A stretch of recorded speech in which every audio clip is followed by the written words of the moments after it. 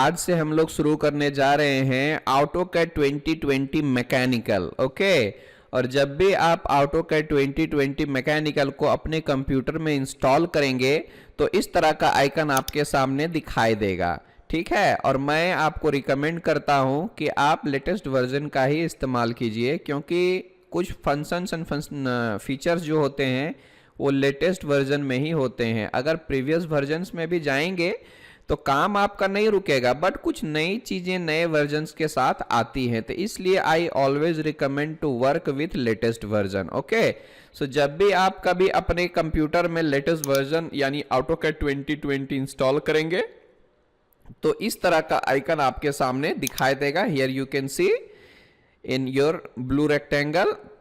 आपको बस क्या करना है, इस पे डबल क्लिक कर लेना है। इंश्योर दैट आपके कंप्यूटर का कॉन्फ़िगरेशन अच्छा रहना चाहिए। मैं ज़रा सा बता देता हूं कि AutoCAD 2020 को रन करने के लिए आपका जो प्रोसेसर है वो मिनिमम कोर i3 होना चाहिए, और जिस ड्राइव में आप AutoCAD 2020 को इंस्टॉल कर रहे हो उस ड्राइव में कम से कम 10 GB आपका स्पेस खाली रहना चाहिए।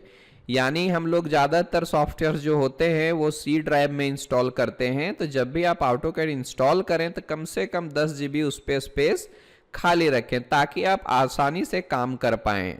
ठीक है, और ये AutoCAD 64 बिट है। हम यहाँ पे लाइसेंस्ड हैं, जो कि आप स्टूडेंट वर्जन का इस्तेमाल कर सकते हैं, क्योंकि हम प्रोफेशनल्स हैं इसलिए हमने लाइसेंस को लिया हुआ है। ठीक है, आप स्टूडेंट्स हैं तो स्टूडेंट वर्जन भी यूज़ कर सकते हैं। ऑटोडेस्क के वेबसाइट से जाकर फ्री में आप डाउनलोड कर सकते हैं। 1 साल 2 साल 3 साल के लिए भी आप आराम से इसका इस्तेमाल फ्री ऑफ कॉस्ट में कर सकते हैं, but you can't use that version for professional purpose. Okay, only educators के लिए या स्टूडेंट्स के लिए वो फ्री है। ठीक है, तो चलते हैं। ये हमारा वेलकम स्क्रीन होता है AutoCAD 2020 के लिए। ओके, और जब भी आप गेट स्टार्टेड में जाते हैं तो यहाँ पर नीचे आइए एक बार, तो आपके सामने 2-3 चीज़ें जो हैं वो बेहद इंपॉर्टेंट हैं। बाकी के जो सारी चीज़ें हैं ये सब हम धीरे धीरे करके देख सकते हैं, जैसे कि अलग अलग तरीके के लिए अलग अलग टेम्पलेट्स दिए गए हैं। फिलहाल तो हमें क्या चाहिए,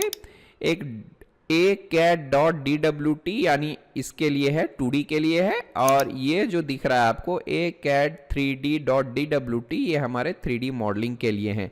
हालांकि आइसोमेट्रिक के लिए भी है, यहाँ पे और भी हैं, ये CAD, ACAD, ISO.DWT, ये सारी चीज़ें जो अलग अलग पर्पस के लिए हैं। इंपेरियल के लिए है, मेट्रिक के लिए है। यू कैन सी हियर, अगर आप फीट इंच में काम करना चाहते हैं तो आप यहाँ इंपेरियल को सेलेक्ट कर सकते हैं, और अगर मैट्रिक में mm मीटर में काम करना चाहते हैं, सेंटीमीटर में काम करना चाहते हैं, किलोमीटर में काम करना चाहते हैं, तो ये इसके लिए हमारा मैट्रिक है। तो ये सारी चीज़ें हम लोग आगे आने वाले लेक्चर्स में कवर करेंगे। फिलहाल तो हम लोगों को इन दोनों चीज़ों में कॉन्सेंट्रेट करना है, और अभी के लिए तो आपको ACAD.DWT यानी 2D के लिए ही काम करना है। तो बस आपको क्या करना है, इस पर क्लिक कर दीजिए तो आपका एक फाइल खुल जाएगा। उससे पहले ज़रा सा इस वाले लिस्ट पे गौर कीजिए, तो हम लोगों को यहाँ पर कुछ दिया गया है रिसेंट डॉक्यूमेंट। फिलहाल के दिनों में हमने कौन कौन से काम किए हैं उसकी एक लिस्ट यहाँ पर दिखाई जाएगी, आप इसको देख सकते हैं। इतने सारे फाइल्स हैं, और यहाँ पर आपको 3-3 बटन दिखाई देंगे। अगर आप इस पर क्लिक करोगे तो आपको टोटल उसका प्रीव्यू दिखाई देगा, चाहे वो मैकेनिकल हो, 2D हो, 3D हो, सिविल हो, जो भी फाइल्स आपने लिए हैं ये सारी चीज़ें आपके सामने नज़र आएंगी। और अगर आप इस पर क्लिक करते हैं देन इस तरह से उसका नाम भी दिखेगा और उसकी एक फ़ोटो भी दिखेगी, ताकि हम पहचान सकें which file we have to open and which file we want to open here. Okay, and यहाँ पर जाते हो तो सिर्फ आपको नाम दिखेगा, यहाँ पर सिर्फ इमेज दिखेगा, यहाँ पर आपको नाम और उसका इमेज दिखेगा, और यहाँ पे सिर्फ और सिर्फ उसका नाम दिखेगा। तो मैं आपको रिकमेंड करता हूँ ये रखिए, ये वाला आपको कभी कभी काम आता है। ठीक है, ज़्यादा काम नहीं आता है। और देखिए यहाँ से आप क्या कर सकते हो, अपना AutoCAD वगैरह यूज़ कर रहे, if you are a licensed customer of Autodesk then यहाँ से आपको ज्वाइन भी करने को मिलता है, या फिर कुछ क्यूरीज वगैरह पूछने को भी मिलता है, तो ऑटोडेस्क वाले आपको जवाब भी देते हैं। फिलहाल तो मैं इसको सेंड बैक फीडबैक नहीं दे रहा, कुछ नहीं कर रहा, उसमें हमें ये पर्पस नहीं है। ये जो काम है, ये जो नोटिफिकेशंस हैं वो ऑटोडेस्क कंपनी की तरफ से आता है, इसमें आपको घबराना नहीं है, ठीक है। ये देख लीजिए पूरा अप टू डेट रहता है, आप टाइम टू टाइम इसको अपडेट भी कर सकते हैं। Okay, welcome Miraj Hashim and this is my name and how is your product, तो उसके लिए फीडबैक मांग रहा है, तो आप यहाँ पे भेजिए, नहीं भेजिए कोई प्रॉब्लम नहीं। तो चलते हैं, हम लोग स्टार्ट करेंगे AutoCAD 2020। ये हमारा इंट्रोडक्शन है, ठीक है। तो देखते हैं यहाँ से आपको क्या करना है। ये रहा ACAD.DWT, इस पे आपको क्लिक कर देना है। और क्लिक करने के बाद बाय डिफॉल्ट जो है, पिछले लेक्चर में मैंने 3D लिया था, इसलिए ये हमारा 3D मॉडलिंग वाला विजुअल स्टाइल आपको पूरा दिख रहा है, यानी हमारा जो इंटरफेस है टोटल वो 3D में है। तो हमें क्या करना होगा, यहाँ पे जाइए और जाने के बाद ये हमारा ड्राफ्टिंग एंड एनोटेशन है, आपको यहाँ पे क्लिक कर देना है। इससे ये होगा कि आपका टोटल इंटरफेस 2D वाला हो जाएगा, ठीक है। अब चलते हैं, शुरुआत से स्टार्ट करेंगे। तो जब भी आपने नया फाइल ले लिया है, आपके सामने इस तरह का पूरा वेलकम स्क्रीन होगा, या तो फिर आप यूज़र इंटरफेस बोल सकते हो इसको। ये हमारा एरिया जो है वो यूज़र इंटरफेस का है। तो चलते हैं, ज़रा सा हम लोग यूज़र इंटरफेस के बारे में जान लेते हैं, एक एक करके जानेंगे। ये जो देख रहा है ए, बड़ा वाला ए, इसको हम लोग बोलते हैं एप्लीकेशन मेन्यू। ये क्या है, हमारा एप्लीकेशन मेन्यू। और अगर आप इसको खोलते हो तो बहुत सारी चीज़ें मिलेंगी आपको, new, open, save, save as, import, ये सारी चीज़ें जो हैं वो हमारे लिए बेहद ज़रूरी है। आने वाले दिनों में हम इसके बारे में भी जानेंगे। दूसरा चीज़ ये है कि आप यहाँ पर गौर कीजिएगा, इस टोटल एरिया को हम लोग बोलते हैं quick access tool bar. Quick access tool bar basically वही कमांड है, आप यहाँ से new, open, save, save as, plot, mobile वगैरह में करना है तो, and then print, undo, redo. और उसमें से सबसे ज़्यादा इम्पोर्टेंट आपको इसको समझना है, ये होता है हमारा वर्क स्पेस। यानी वर्क स्पेस का मतलब ये होता है कि आप अगर इसको खोलते हैं तो यहाँ पर 3 तरह के वर्क स्पेस दिए गए हैं, drafting and annotation, 3D basics और 3D मॉडलिंग। ये क्या होते हैं? वर्क स्पेस बेसिकली ये वाला है वर्क स्पेस। अगर आपको 2D में काम करना है तो ड्राफ्टिंग एंड एनोटेशन को ऑन कीजिए। अगर आपको 3D बेसिक्स में काम करना है तो आप बेसिक 3D में जाइए और ये आपका सारे टूल्स आ जाते हैं। फिर अगर आपको एडवांस मॉडलिंग में जाना है तो आप 3D मॉडलिंग में चले जाइए। तो इसका जो इंटरफेस होता है वो दोनों का कॉम्बिनेशन होता है। अगर आप देखेंगे यहाँ तो 2D प्लस 3D के सारे कमांड्स, ये तो हमारे 3D के टूल्स हैं, this are all 3D tools. यहाँ आपको मिल जाएगा सारे 3D टूल्स। और देखिए यहाँ पर आपको 2D के भी टूल्स मिल जाते हैं। ये रहेगा ड्राइंग टूल बार, ये मॉडिफिकेशन, ये सेक्शंस वगैरह जो है ये 3D के हैं, है ना। ये लेयर्स वगैरह आप 2D में और 3D में दोनों में ही काम कर सकते हैं। तो इसमें आपको 3D का काम करना है और 2D के लिए आप ड्राफ्टिंग एंड एनोटेशन में काम करते हो। ये है इसका टोटल कंसेप्ट। आप ये वर्क स्पेस जो है यहाँ से भी सेटिंग कर सकते हो। ज़रा सा आप अपने स्टेटस बार बटन में आ जाइए और यहाँ पर आपको एक गियर जैसा साइन दिखाई देगा, ये हमारा सेटिंग होता है। और उसके बाजू में देखिए वर्क स्पेस स्विचिंग का उसका नाम आ रहा है। आप अगर यहाँ पे क्लिक करते हो तो एग्जैक्टली वैसा ही है ना, जैसा यहाँ पर था। अगर आपको 2D में काम करना है तो ड्राफ्टिंग एनोटेशन, बेसिक 3D में काम करना है तो 3D बेसिक्स, और एडवांस 3D मॉडलिंग में काम करना है तो 3D मॉडलिंग, ठीक है। हालांकि और इसमें सेटिंग्स है कुछ छोटे छोटे, बट इसके लिए हमें इसको खोलना पड़ेगा। और अगर आपको ये 3D बेसिक्स नहीं चाहिए तो आप इसको अनचेक कर सकते हो, 3D मॉडलिंग नहीं चाहिए तो आप इसको अनचेक कर सकते हो और ओके कर दीजिए। So we have only 1 second, ये मेरा अनचेक नहीं हुआ लगता है 3D वाला। So just click here down arrow and यहाँ से आपको वर्क स्पेस स्विचिंग में जाना है। हाँ, ये देखिए इसको भी हटा सकते हैं, ऑटोमेटिक कर दीजिए यहाँ से। अब देखिए यहाँ पर, अरे यार ये हमारे फिर से ऑन हो रहा है। ओके ठीक है, नथिंग टू वरी। यहाँ नहीं हो रहा है, अच्छा ओके ठीक है। तो आप यहाँ से चेक अनचेक कर सकते हो, नो प्रॉब्लम। और इसको रखना है तो रखो, नहीं रखना है तो मत रखो। इसके बारे में हम डिटेल्स में जानेंगे आने वाले लेक्चर में, ठीक है। आप इसको ओके कर दीजिए, देयर इज नो प्रॉब्लम। फिर यहाँ पर देखेंगे तो ये हमारा लगता है ऑन नहीं हुआ है, या तो फिर से मैं यहीं से जाके उसको चेंज कर देता हूँ। वर्क स्पेस स्विचिंग ये रहा, ऑन कर देता हूँ। ये हमारा होता है वर्क स्पेस। और अगर आप इस डाउन एरो पे क्लिक करते हो तो क्विक एक्सेस टूल बार में और कौन सा टूल्स आपको रखना है ये सारे उसकी लिस्ट आ जाती है। तो यहाँ पे हमारे पास बाय डिफॉल्ट अगर आप देखेंगे तो इतने सारे टूल्स अवेलेबल होते हैं और उसमें से जो टिक मार्क किया गया है, चेक मार्क है, वो यहाँ पर आपको मिल जाएंगे, ठीक है। और अगर इससे ज़्यादा आपको चाहिए तो हम लोगों को क्या करना होगा, डाउन एरो पे क्लिक कीजिए और बस इस पे एक एक करके चेक करते जाइए। तो इससे होगा ये कि आप आसानी से क्विक एक्सेस टूल बार में ही वो सारे टूल्स रख सकते हो। आराम से प्रॉपर्टीज ले लो, देन रेंडर ले लो, देन यहाँ से आप और भी चीज़ रखना चाहते हैं तो रख दीजिए। हालांकि मैं आपको रिकमेंड करूँगा कि इस तरह का मत कीजिए, जितना है पहले से उतना ही काफ़ी हमारे पास है ना। तो यहाँ से आप इसको अनचेक कर दीजिए। ये सारे चीज़ें जो हैं आप मत रखिए यहाँ पे, हम बताएंगे क्यों नहीं रखना है। सो ये सब अभी हमारे लिए किसी काम का नहीं है, आप इसको ऑफ कर दीजिए लाइक दिस। यहां से मैं एक चीज लेने का आपको बोलूंगा, अगर आप डाउन एरो पर क्लिक करते हैं तो ये हमारा शो मेन्यू बार जो है वो बहुत ही इंपॉर्टेंट है आपके लिए, तो आप इसको ले लीजिए क्योंकि क्विक एक्सेस टूल बार के जस्ट नीचे हमारा मेन्यू बार होता है, उसको आप रख लीजिए। इससे हमें बहुत फायदा होता है हमारे ड्राइंग क्रिएट करने में, ठीक है।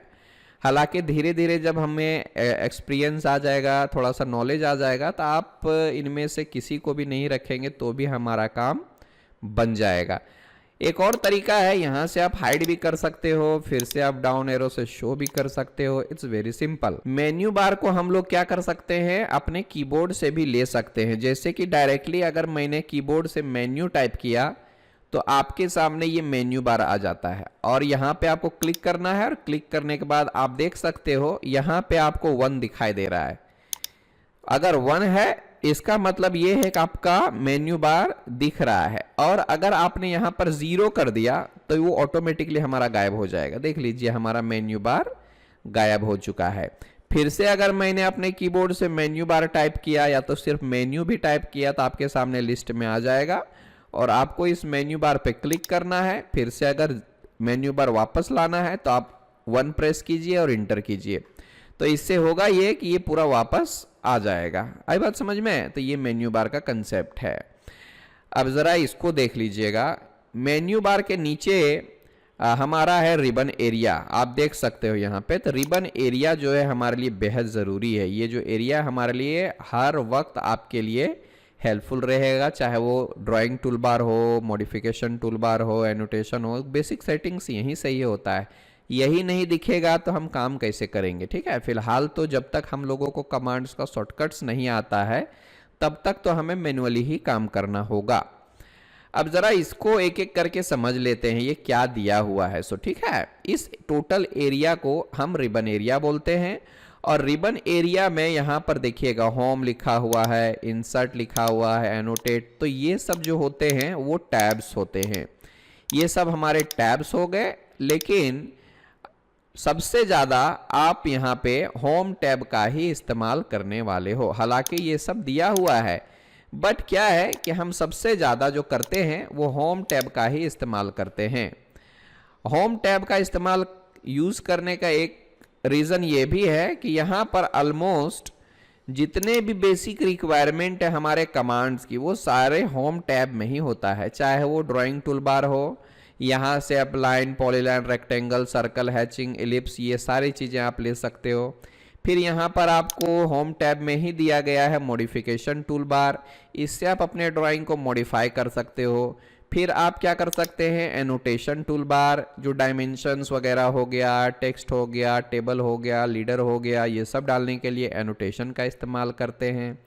फिर यहाँ पर लेयर्स भी दिया गया है, यानी लेयर्स में कैसे काम करना है। तो अगर आप फर्स्ट टाइम देख रहे हैं ऑटोकैड को, आपको समझ में नहीं आएगा कि लेयर कैसे काम करता है और इसका हम अपने ड्राइंग में कैसे यूज़ करते हैं, तो ये आने वाले लेक्चर्स में हम लोगों को पता चल जाएगा।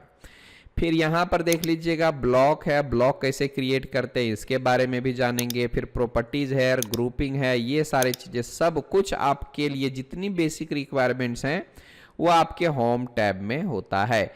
जैसे कि अब मैं स्किप एग्जिट कर देता हूं ज़रा सा, ठीक है।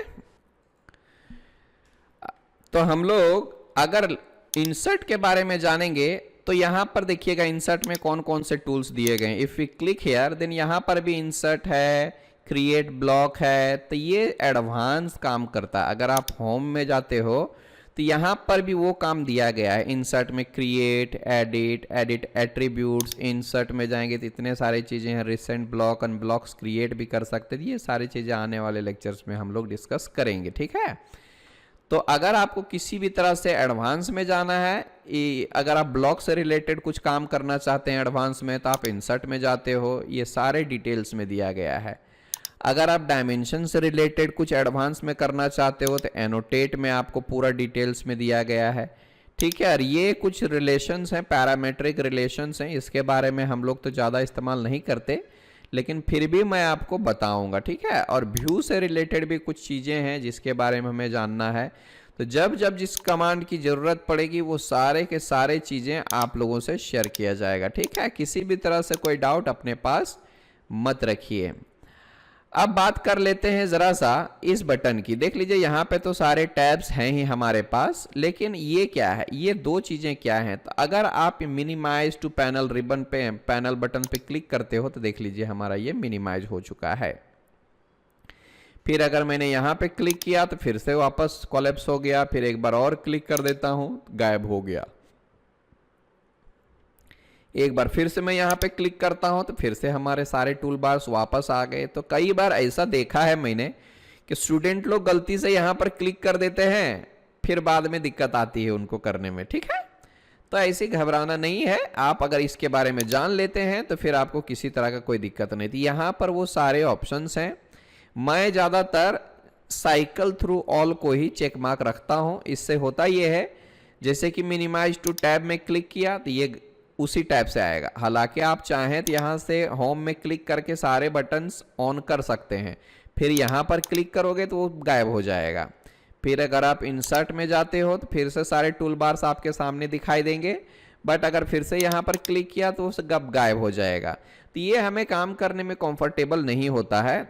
आप जाइए और यहाँ पे जाके सबसे अच्छा तो हमें ये लगता है कि आप इधर से भी ले सकते हो, या तो फिर देखिए इधर जाने के बाद आप इधर क्लिक कीजिए, यहाँ से ऐसे भी रख सकते हो। नहीं तो सबसे अच्छा ये रहेगा कि साइकिल थ्रू ऑल कर दीजिए और यहाँ पे आप क्लिक करते जाइए। जो भी अच्छा लगता है आप यहाँ से रख सकते हो।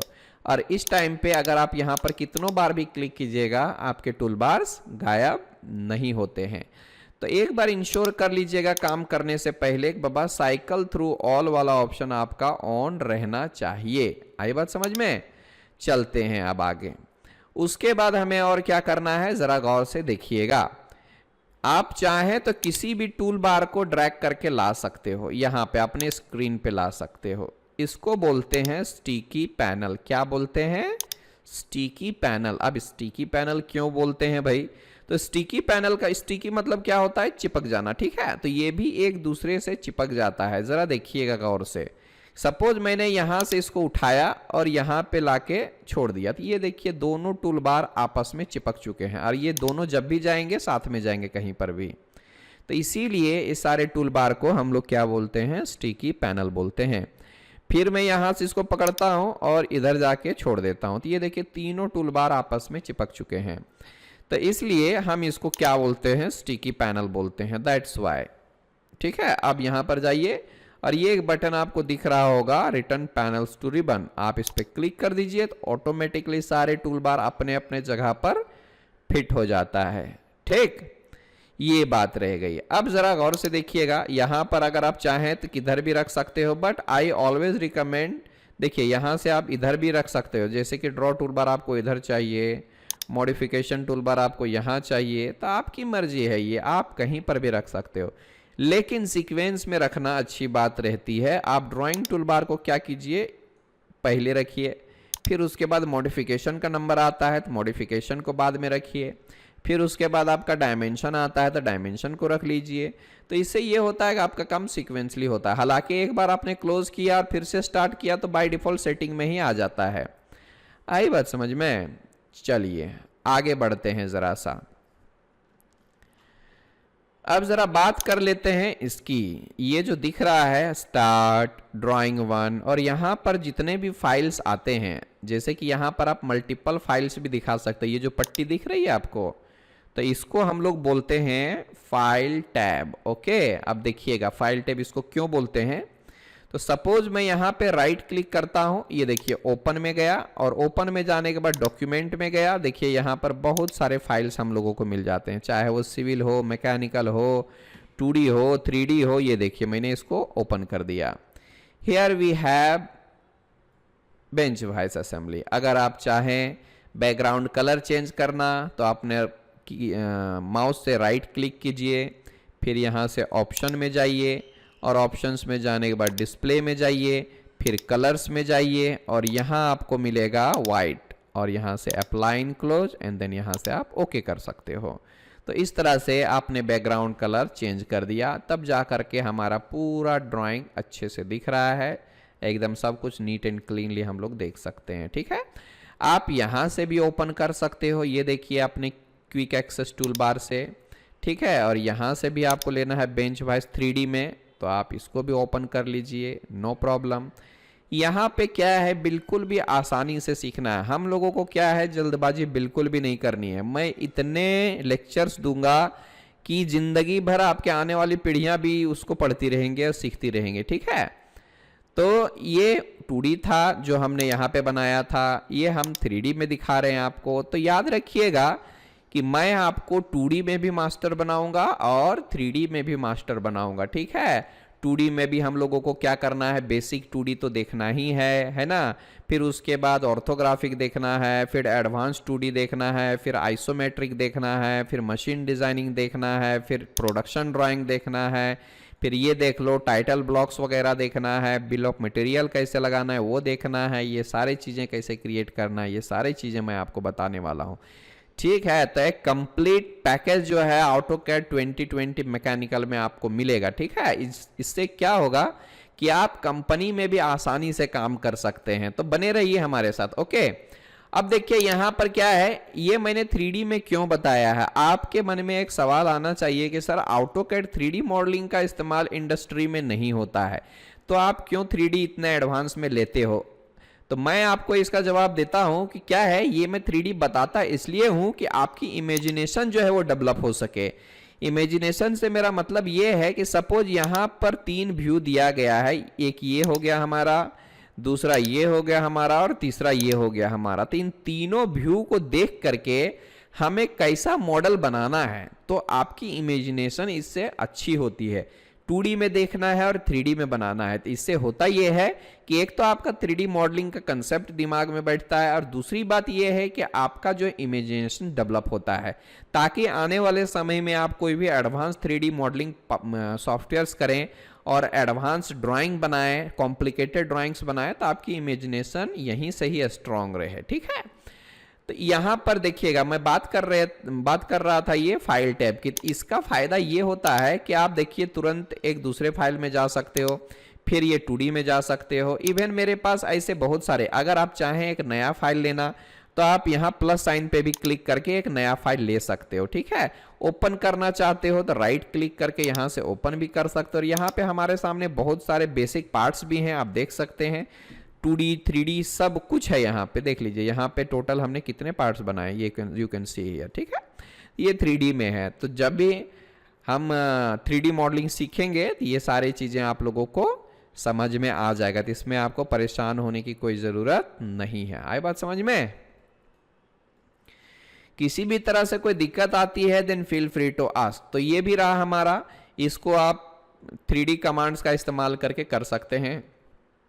फिलहाल आप एक और ले लीजिए, राइट क्लिक करके ओपन कर देता हूं, यहां से कपलिंग हो गया, ये देख लो, यू कैन सी हियर। तो ये सारे 3D में है, और 3D में बनाने के लिए सबसे पहले हम लोगों को 2D का नॉलेज अच्छे से होना चाहिए।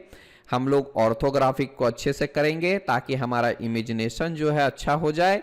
आई बात समझ में। उसके बाद देखिए हमारी क्या स्पीड होती है। सो ठीक है, ये हमारा हो गया। ठीक है, आप 2D में जरा सा खोल के देख लेता हूं, और भी एक दो ड्राइंग अगर होगा तो 2D में देखता हूं मैं। यहां से बेंच वाइज तो हमने देखा है, ये देख लीजिए हमारा एक और दिया गया है। यहाँ पे हमारा बुश टाइप फ्लेक्सिबल कपलिंग है, इसमें डायमेंशंस वगैरह जो है मैंने हाइड किया हुआ है। मैं यहाँ से क्या करता हूँ, मैंने बताया था ना लेयर का इस्तेमाल कैसे करना है। सो फिलहाल मैंने बताया था उसका नाम, अभी यहाँ पर जरा सा आपको मैं उसका डेमो दिखा देता हूँ। ये देख लीजिए, मैंने लेयर का इस्तेमाल किया था। मैंने क्या किया था, सेंटर वेंटर हाइड किया था पूरी तरह से। तो देखिए यहाँ से वही काम होता है लेयर्स का। मैं इसको डिटेल्स में पढ़ाने वाला हूँ आने वाले लेक्चर्स में, ठीक है। तो ये हमारा क्या हो गया है, बुश टाइप फ्लेक्सिबल कपलिंग। ये हमारा एक 2D में है। चलिए इसका 3D भी ओपन कर लेते हैं, यहाँ पर शायद होगा। ये देख लीजिए हमारा स्विवेल बेरिंग हो गया, ये हमारा देख लो वर्टिकल स्लाइड हो गया। तो इस तरह से जो चीज़ें हैं मैं आपको आने वाले लेक्चर्स में बताने वाला हूँ, 2D में भी और 3D में भी।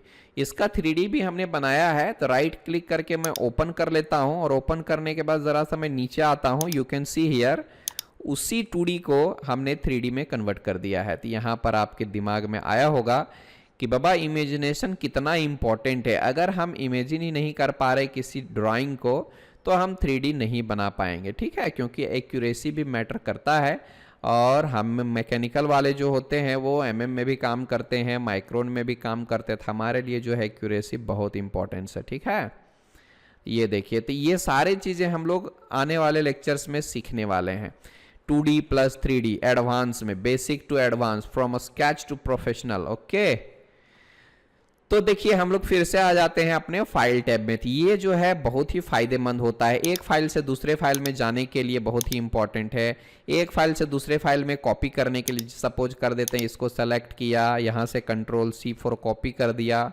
यहाँ पर जाने के बाद इसको क्लिक कीजिए, कंट्रोल भी प्रेस कर दो। ये देख लो हमारे सामने आ चुका है। ग्रिड को मैं ऑफ कर देता हूँ इस बटन को प्रेस करके। यू कैन सी हियर, मैंने इसका कुछ लिमिटेशंस वगैरह नहीं किया था, है ना, तो इस वजह से डायमेंशंस वगैरह नहीं दिख रहे अच्छे से। मैं इसको सेटिंग करके बताऊंगा, और कॉपी टू क्लिपबोर्ड का क्या कंसेप्ट है वो भी बताऊंगा, ठीक है। तो देखिए एक फाइल से दूसरे फाइल में मैंने ले लिया, है ना। तो ये जो चीज़ें हैं आपके आने वाले दिनों में क्लियर हो जाएंगे, ठीक है। अगर ये फाइल टैब हमारा ना दिखे तो क्या करें। कई बार ऐसा होता है कि जब हम लोग पहली बार AutoCAD 2020 को या फिर कोई भी वर्जन को स्टार्ट करते हैं, तो ये हमारा फाइल टैब जो होता है वो डिसअपियर रहता है, तो दिखता ही नहीं। तो उसके लिए जो है हमारे पास एक कंसेप्ट है।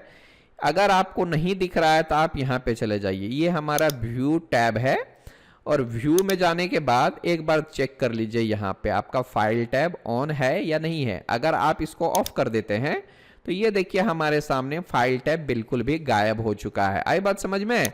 तो ये हमारा बहुत ज़रूरी है कि एक बार इंश्योर हो लीजिए कि आपका जो फाइल टैब है वो ऑन है या नहीं है, ठीक है। तो आपको व्यू में जाना है और यहाँ से फाइल टैब को ऑन कर देना है, ठीक है। फिर से मैं आ जाता हूँ होम टैब में, ये रहा हमारा, ओके। अब मैं क्या कर लेता हूँ, ज़रा सा अपने ड्राइंग 1 में आ जाता हूँ और बैकग्राउंड कलर कर देता हूँ ब्लैक। बैकग्राउंड कलर कैसे चेंज करना है पता है ना, राइट क्लिक करके ऑप्शंस में जाना है, और यहाँ से आपको डिस्प्ले में जाना है, फिर आपको कलर्स में जाना है, और यहाँ से जाने के बाद आप ब्लैक कर सकते हो, ठीक है। और अप्लाई एंड क्लोज कीजिए और यहाँ से ओके कर दीजिए। इससे होगा ये कि आसानी से हम लोग क्या कर सकते हैं, ये हमारा बैकग्राउंड कलर ब्लैक हो चुका है। अब ये जो ग्रिड देख रहे हैं स्क्वायर स्क्वायर शेप में, इसको हम लोग बोलते हैं ग्रिड मोड। तो इसकी फिलहाल हमें कोई ज़रूरत नहीं है, तो इसलिए आप इसको ऑफ कर दीजिए। यहाँ पर देख लीजिए आपका ग्रिड मोड है, आप इसको ऑफ कर दीजिए, हमारे लिए वही अच्छा है फिलहाल के लिए। और अगर कीबोर्ड से करना चाहते हो तो F7 is the shortcut for making grid mode on end of. अपने कीबोर्ड से F7 को प्रेस कीजिए, आपका ये ऑन ऑफ दोनों हो जाएगा। ये होता है कमांड लाइन, आप इसको यहाँ पे रख दीजिए। अब ज़रा सा मैं अपने वर्किंग एरिया के बारे में जान लेता हूँ, है ना। ये देख लीजिए हमारा ये डिस्प्ले एरिया जो है, इस पे हम काम करते हैं, और इसमें आपको 4 चीज़ें तो विजिबल हैं। इसको बोलते हैं क्रॉस हेयर कर्सर। क्या बोलते हैं, क्रॉस हेयर कर्सर। और इस स्क्वायर बटन को बोलते हैं पिक बॉक्स, ठीक है। इसको बोलते हैं UCS icon, user coordinate system icon. ये ओरिजिन पे रहता है और आप इसको कहीं पर भी सेट कर सकते हैं। इसको बोलते हैं व्यू क्यूब सेटिंग, और व्यू क्यूब सेटिंग बाद में देखेंगे। इसको बोलते हैं व्यू क्यूब। ये हमारे लिए क्या होता है, 3D के लिए बेहद यूजफुल है। ये होता है नॉर्थ, दिख रहा है, ईस्ट, साउथ वेस्ट, और इसी तरह से south east, south west, north east, north west, ये सारी चीज़ें 3D में होता है। अब इसको बोलते हैं हम लोग नेविगेशन बार। ये होता है हमारा नेविगेशन बार। तो चलते हैं एक एक करके सारे चीज़ों के बारे में समझते हैं। और 3 चीज़ें यहाँ पर भी होती हैं जिसके बारे में हमें जानना बेहद ज़रूरी है। फिलहाल ये तीनों चीज़ें दिख नहीं रहा है, ये कब दिखेगा इसके बारे में आपको बताऊंगा। चलिए स्किप कर देते हैं इसको। तो जब आप अपना कर्सर लेकर जाते हो यहाँ पे, तो देखिए उसका नाम दिख रहा है व्यू पोर्ट कंट्रोल। यहाँ पे अगर आप क्लिक करते हो, है ना, ये देखिए माइनस साइन पे क्लिक करते हो तो आपके सामने ये डायलॉग बॉक्स आता है, restore view port configuration list, view cube, string wheel, navigation bar, ये सारी चीज़ें यहाँ पर दिखती हैं। फिलहाल हमें जो है व्यू पोर्ट कॉन्फ़िगरेशन लिस्ट में जाना है और ज़रा इन सब को थोड़ा गौर से देखना है। आप देखिए ज़रा गौर से, ठीक है। तो इसमें आपको क्या क्या दिख रहा है, 2 वर्टिकल दिख रहा है, 2 हॉरिजॉन्टल दिख रहा है, ये सारी चीज़ें आपको आसानी से दिख रहा है। तो ये सब का मतलब क्या होता है ज़रा सा समझ लीजिए, क्योंकि क्या है, ये जो लेक्चर है इंट्रोडक्शन का है, तो थोड़ी थोड़ी चीज़ें हमें हर एक चीज़ के बारे में जान लेनी है, ठीक है। बाद में हम एक्सप्लेन करने वाले हैं हर एक चीज़ को। तो फिर से मैं यहाँ पे व्यू क्यूब में चला जाता हूँ। दिस इज अवर, ये रहा व्यू पोर्ट कॉन्फ़िगरेशन लिस्ट। अगर आपने सिंगल पे क्लिक किया तो ये जैसा दिख रहा है वैसा ही दिखेगा, लेकिन अगर मैंने इस माइनस साइन पे क्लिक किया, व्यू पोर्ट कॉन्फ़िगरेशन लिस्ट में गया और 2 वर्टिकल कर देता हूँ, तो ये देख लीजिए हमारे पास 2 व्यू पोर्ट क्रिएट हो चुके हैं। और कहीं कहीं बार ऐसा होता है कि हम लोग देखिएगा, तो मैं क्या कर लेता हूँ, अगर यहाँ पे इस फाइल को मैंने खोल लिया है, और या तो फिर इस फाइल को खोल देता हूँ मैं, और इसको जो है 2 व्यू में स्प्लिट कर देता हूँ। ये जो डिस्प्ले एरिया है हम इसको 2 व्यू पोर्ट में कन्वर्ट कर देते हैं। तो फिलहाल आपको यहाँ पे जाना है व्यू पोर्ट कॉन्फ़िगरेशन लिस्ट, और ये रहेगा 2 वर्टिकल। तो ये देखिए हमारे सामने 2 व्यू पोर्ट्स आ चुके हैं। अब यहाँ पर से मैं फ्रंट साइड में ले लेता हूँ और मैं इसमें किसी भी तरह का कोई एडिटिंग करता हूँ, तो देखिएगा यहाँ पर भी उसका इफेक्ट पड़ने वाला है, ठीक है। अगर मैं यहाँ से M4 मूव लेता हूँ, ये देखिए अगर मैं इधर से मूव कर रहा हूँ तो यहाँ पर भी है, ठीक है। तो इस तरह से ये काम करता है। तो याद रखिएगा, कई बार हमारे लिए ये बेहद ही ज़रूरी पॉइंट हो जाता है, जहाँ पर कॉम्प्लिकेटेड ऑब्जेक्ट्स होते हैं, असेंबली करना है, सही जगह पर बैठ रहा है कि नहीं बैठ रहा है, ये सारी चीज़ें हमारे लिए बेहद ही ज़रूरी हो जाता है। You can see here. तो आप क्या है, इसके बारे में अच्छे से समझेंगे हम लोग आने वाले लेक्चर में। आई बात समझ में? ये तो 2 व्यू पोर्ट हो गया है, आप इसको 4 भी बना सकते हो। यहाँ पे जाइए, ये देखिए view port configuration list, 2 horizontal करना है तो इस तरह से आ जाएगा, ऊपर नीचे हो जाएगा, ठीक है। आप यहाँ से भी कर सकते हो। यू कैन सी हियर, ये रहा। अगर 4 इक्वल चाहिए या फिर 3, इस तरह से आप कर सकते हो। यू कैन सी हियर, ये देखो 2 ऊपर हो गया और एक बड़ा वाला नीचे आ गया, ठीक है। आप इसको चेंज भी कर सकते हैं। यहाँ से जाइए, और ये रहा 3 हॉरिजॉन्टल वर्टिकल और 3 लेफ्ट राइट, इस तरह से होता है हमारा। 3 राइट कर देता हूँ तो राइट साइड में जो आएगा वो बड़ा वाला आएगा, और बाद में देख लीजिए ये हमारा टोटल है, ठीक है। तो ये देखो 2 छोटे छोटे इस साइड में आ गए और एक बड़ा वाला इधर आ गया। आप इसको क्या कर सकते हैं, फिर से चेंज कर सकते हैं, 4 इक्वल कर दो। ये देखो इक्वल इक्वल साइड में आया है, ये देख लेते हैं। डबल क्लिक करेंगे, ऐसा हो जाएगा। फिर से यहाँ पे मिडिल माउस डबल क्लिक, इस तरह से फिर से यहाँ पर भी डबल क्लिक कर सकते हैं। इसका पर्पस बेसिकली होता है कि एक साइड आप फ्रंट व्यू दिखा सकते हो, दूसरे side top view, side view, isometric view, इस तरह से हम लोग कर सकते हैं। अब लेकिन एक कंसेप्ट यहाँ पर और भी जानना है कि सपोज कर लीजिए कि भैया यहाँ पे आप देख सकते हो कि ओनली 4 इक्वल तक दिया हुआ है, यानी 4 व्यू पोर्ट हमारे पास हैं, वो भी इक्वल इक्वल एरिया है सबका। लेकिन अगर मुझे 5वां क्रिएट करना रहे तो क्या करेंगे? सपोज कर लेते हैं इसको मुझे 2 करना है, इसको मुझे 3 करना है, इसका मुझे एक और करना है, 2 करना है, तो आप कैसे करेंगे? तो इसका एक कंसेप्ट आपको समझना पड़ेगा। जस्ट अपने कीबोर्ड से कंट्रोल बटन को दबा के रखिए और ये देखिए हमारा ये 2 एरो आ चुका है। तो यहाँ पे आपको लेफ्ट माउस बटन दबाइए और ऐसे ड्रैग कीजिए माउस को। तो इससे होगा ये कि आप इसको 2 टुकड़े में बांट सकते हैं। इसको भी आप कर सकते हो। फिर से आप कंट्रोल दबाइए और यहाँ पे देखिए दोनों एरो दिख रहा है। आई एम सॉरी, यहाँ पे दोनों एरो रहे तभी आपको क्लिक करना है यहाँ पे। We are going to track this one. I am sorry, थोड़ा सा फिर से देख लेता हूँ। कंट्रोल दबाइए।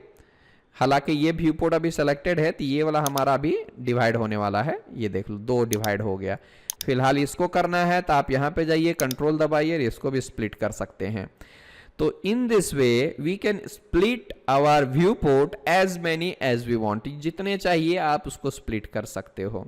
4 से ज्यादा चाहिए तो ये कंसेप्ट आपको याद रखनी पड़ेगी। Press control middle mouse button, left mouse button को दबाइए जब तक ये डबल एरो आता है और यहां से आपको ड्रैग कर लेना है। ठीक है, तो इससे होता ये है स्प्लिट हो जाते हैं। ठीक है, अब फिर से बाय डिफॉल्ट में चाहिए यानी सिंगल व्यू पोर्ट चाहिए तो आप यहाँ पे प्लस साइन पे क्लिक करके व्यू पोर्ट कॉन्फ़िगरेशन लिस्ट में जाइए और यहाँ से आप सिंगल में चले जाइए। तो इससे होगा ये कि पूरा विंडो हमारा सिंगल व्यू पोर्ट में कन्वर्ट हो जाएगा। अब ज़रा सा मैं व्यू पोर्ट के बारे में दिखाना चाहता हूँ ये क्या है। सो थोड़ा सा मैं इसको फिनिश कर लेता हूँ, फिर मैं इस पे आता हूँ। यहाँ पे देख रहे होंगे ये तो हमें समझ में आ गया व्यू पोर्ट कंट्रोल्स। अभी ये है हमारा व्यू कंट्रोल। अब इसका मतलब ये है कि आप देख लो यहाँ से टॉप व्यू लेना है, टॉप ले लो। यहाँ पर जाते हो बॉटम, ये लो बॉटम ले लिया मैंने। फिर यहाँ से जाते हो लेफ्ट साइड में, ये लेफ्ट साइड का हो गया। फिर यहाँ से आप राइट में जाते हो तो राइट में हो गया। दरअसल ये होता है कि ये सारे व्यूज जो होते हैं वो 3D के लिए होते हैं। 2D में तो एक ही व्यू है हमारे पास, सिर्फ टॉप व्यू, उसी में हमें काम करना है। लेकिन दिया हुआ है तो थोड़ा बहुत हम लोग जान लेते हैं। सपोज कर लो साउथ वेस्ट में जाना है तो ऐसा दिखेगा। यहाँ से आपको साउथ ईस्ट में जाना है तो ऐसा दिखेगा। यहाँ पे नॉर्थ ईस्ट में जाना है तो ऐसा दिखेगा। और इस तरह से ही आपको नॉर्थ वेस्ट में भी कर लेना है। और ये सारा काम आप यहाँ से भी कर सकते हो। यू कैन सी हियर, देख लीजिए यहाँ पे राइट साइड है। यहाँ पे आपको इस तरह से भी कर सकते हो, घुमा सकते हो, ऐसे फ्लिप कर सकते हो। ठीक है, तो यहाँ से आप ऐसे भी कर सकते हो। थोड़ा राइट क्लिक करके हाँ, तो इस तरह से जो है फिर से होम बटन में जाइए तो पहले जैसा आ जाएगा। ये एक तरीका है अपने 3D मॉडल को हर एक एंगल से, हर एक साइड से देखने की। आई बात समझ में? तो बिल्कुल भी घबराने की कोई ज़रूरत नहीं है। मैं आपको आने वाले दिनों में हर एक चीज़ जो है डिटेल्स में क्लियर करने वाला हूँ। ठीक है, अब एक और चीज़ यहाँ पर आप देख सकते हैं, इसको बोलते हैं विजुअल स्टाइल। तो अगर मैंने यहाँ पे क्लिक किया 2D वायर फ्रेम तो देख लो ये हमारा कैसा दिख रहा है। 2D जैसा दिख रहा है ना, 2D वायर फ्रेम, ये इसका विजुअल स्टाइल है। ठीक है, यहाँ पर आप देख रहे होंगे कि ये इतना गंदा गंदा सा क्या दिख रहा है। तो ये डायमंड नर्लिंग क्रिएट किया गया है इस बुश में। ठीक है, कंसेप्चुअल में जाएंगे तो here you can see diamond knurling created in this bush. Okay, so nothing to worry, किसी तरह का कोई दिक्कत नहीं आएगी। सपोज मैं यहाँ से रियलिस्टिक में चला जाता हूँ तो ये देखिए आप इसका पूरा इफेक्ट देख सकते हो। तो this is called diamond knurling, जो कि इस बुश में अप्लाई किया गया है। ठीक है, तो ये रहा हमारा विजुअल स्टाइल। यहाँ पे बहुत सारी चीज़ें हैं। शेडेड में भी जा सकते हो, एक्सरे विथ एजेज में जा सकते हो, यहाँ से बहुत सारे हैं।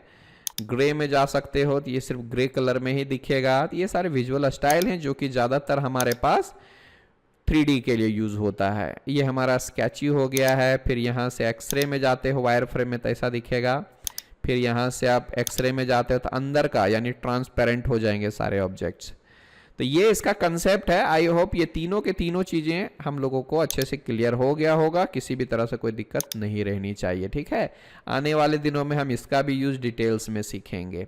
ओके, अब ज़रा सा हम लोग थोड़ा व्यू क्यूब के बारे में जान लेते हैं और इसके कुछ बेसिक सेटिंग्स के बारे में जान लेते हैं। हमने तो इसको ओरिएंट करना सीख लिया है ना, क्योंकि अगर मैं यहाँ पे क्लिक करता हूँ तो हमारा ऑब्जेक्ट जो है वो अपना व्यू बदल देता है। फिर यहाँ से आप क्लिक करते हो तो ऐसा दिखेगा, फिर ऐसा दिखेगा। फिर आप यहाँ से भी कर सकते हो, 90 डिग्री में रोटेट कर सकते हो। तो ये तो हो गया इसका काम। होम बटन पे क्लिक कीजिएगा तो पहले जैसा आ जाएगा। और अगर आप यहाँ पे देखिएगा राइट क्लिक करके तो ये हमारा पर्सपेक्टिव आ गया। पर्सपेक्टिव और पैरेलल में क्या फ़र्क होता है आने वाले लेक्चर में क्लियर करेंगे। फिलहाल तो मैं पैरेलल कर देता हूँ। अब देखिए, अगर आप इसका पोजीशन, ऑन स्क्रीन पोजीशन या फिर इसका साइज वगैरह चेंज करना चाहते हो तो देखिए यहाँ पर एक डाउन एरो आपको दिखाई देगा। अगर आप इस डाउन एरो पे क्लिक करते हो तो यहाँ पे देखिएगा व्यू क्यूब सेटिंग का एक ऑप्शन आएगा और यहाँ पे आपको क्लिक कर लेना है। इसके बाद आपके सामने एक डायलॉग बॉक्स आ जाएगा। और इस डायलॉग बॉक्स में आपको मिलेगा 3 चीजें। ये देख लीजिए, हमारे पास ऑन स्क्रीन पोजीशन है, और ये होता है उसका साइज, और ये होता है उसकी इंटेंसिटी। तो ये 3 चीजें जो होती हैं इसके लिए बेहद जरूरी होता है, ठीक है। तो फिलहाल तो हमें एक एक करके सबको समझना है।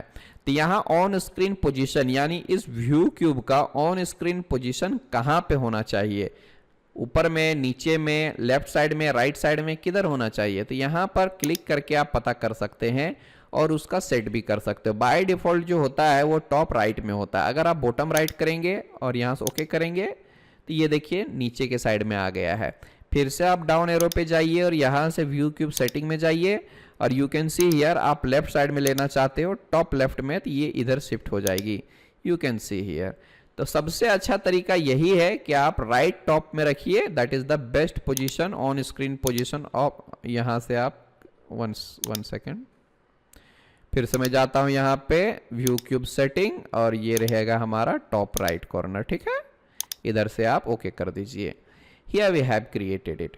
अगर आप इसके साइज को चेंज करना चाहते हैं, बड़ा करना चाहते हैं, छोटा करना चाहते हैं, मीडियम करना चाहते हैं, तो आप यहीं से ही कर सकते हो। आप डाउन एरो पे क्लिक करो, व्यू क्यूब सेटिंग में जाओ, और you can see here by default we have view cube size given here, what is normal.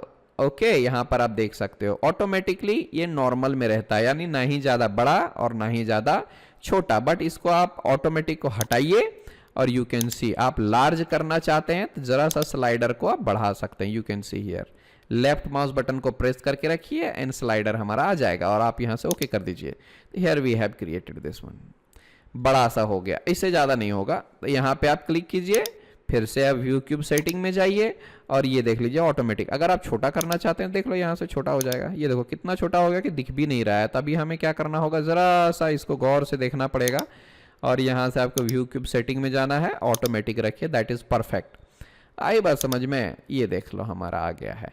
एक और चीज है जिसके बारे में हमें जानना है, उतनी जरूरी नहीं है लेकिन फिर भी जान लीजिए। तो आप इसको क्या है, इनएक्टिव ओपेसिटी जो है, आप ओपेसिटी इसको ज्यादा या कम कर सकते हैं। ओपेसिटी का मतलब ये क्या है हमारा, ये गायब सा हो गया है, जब भी जाएंगे तभी दिखेगा, यू कैन सी हियर, ठीक है, नहीं तो ये गायब दिखेगा, ठीक है। और यहां से मैं क्लिक करता हूं, व्यू क्यूब सेटिंग में गया, और यहां से मैं कर देता हूं हाई 100%। तो ये देख लो कोई दिक्कत नहीं, और भी अच्छे से दिखेगा। इसमें कर्सर लेके जाओ या मत लेके जाओ, ये दिखेगा ही दिखेगा, ठीक है। ये दोनों में छोटा सा बेसिक डिफरेंस था, ठीक है। आई होप ये भी समझ में आ गया होगा। सपोज कर लो इस बटन का जरा सा समझ लेते हैं, इसमें भी डिटेल्स में है बट अभी फिलहाल मैं उतना नहीं बता रहा।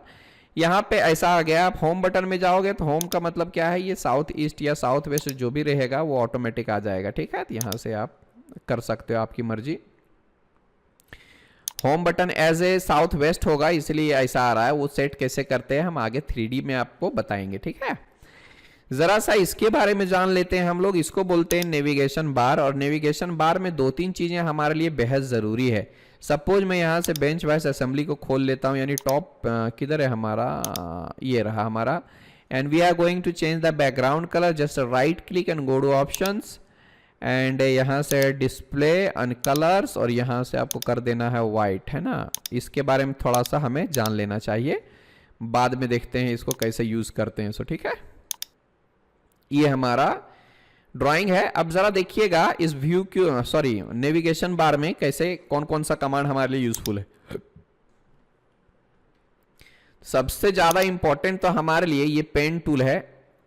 ज्यादातर हम क्या कर लेते हैं, अरे देखो गायब हो गया ये यहाँ से। तो आपको क्या करना है, फिर से आपको व्यू में जाना है, एक बार यहाँ पे ऑन करके फिर से ऑफ कर देना है, तो ये वापस आ जाएगा, ठीक है। ये सारी चीजें जो हैं यूसीएस आइकन, व्यू क्यूब, ये सारी चीजें यहाँ से आप ऑन ऑफ कर सकते हो। यू कैन सी हियर, देख लो ये सब के सब पूरा गायब हो गया है।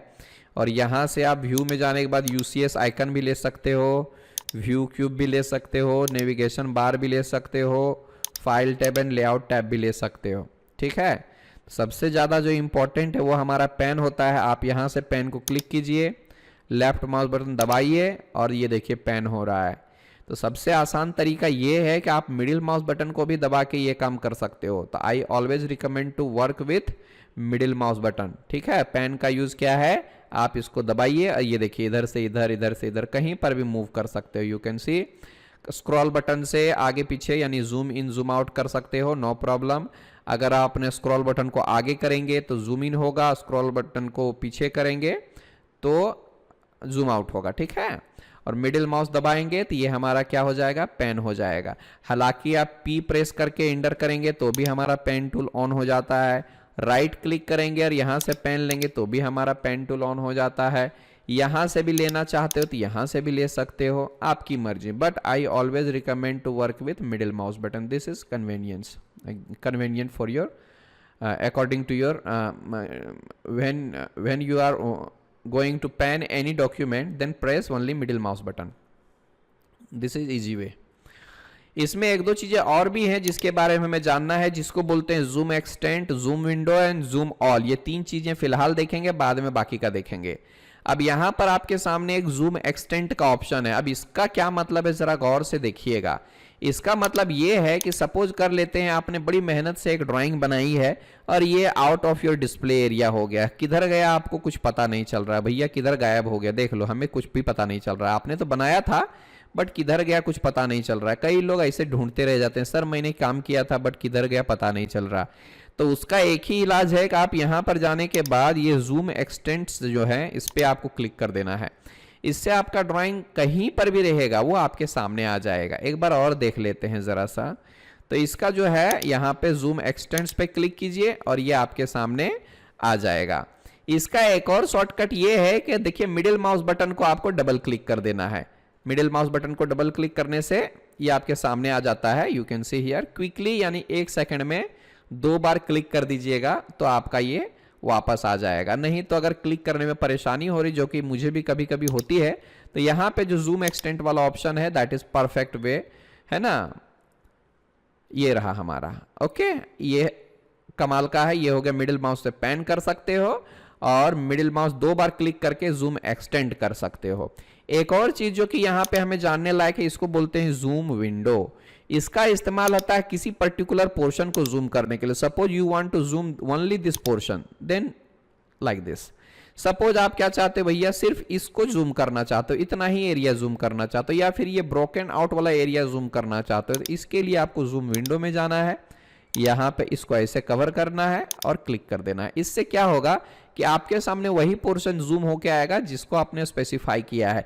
ये बेसिकली मशीन ड्राइंग के लिए बेहद ही जरूरी होता है, क्योंकि जब आप असेंबली में काम करते हो तो कौन सा कंपोनेंट सही जगह पर बैठ रहा है कि नहीं बैठ रहा है, उसको चेक करने के लिए ये बड़ा ही इंपॉर्टेंट है कमांड है, ठीक है। तो ये सारे जो है जूम एक्सटेंड और जूम विंडो जो है वो परफेक्ट है, आपको जानना चाहिए। जूम ऑल एक होता है हमारे लिए, ये लिमिट के हिसाब से काम करता है। आने वाले लेक्चर में आपको बताऊंगा how to set the limits and why to set the limits, ठीक है।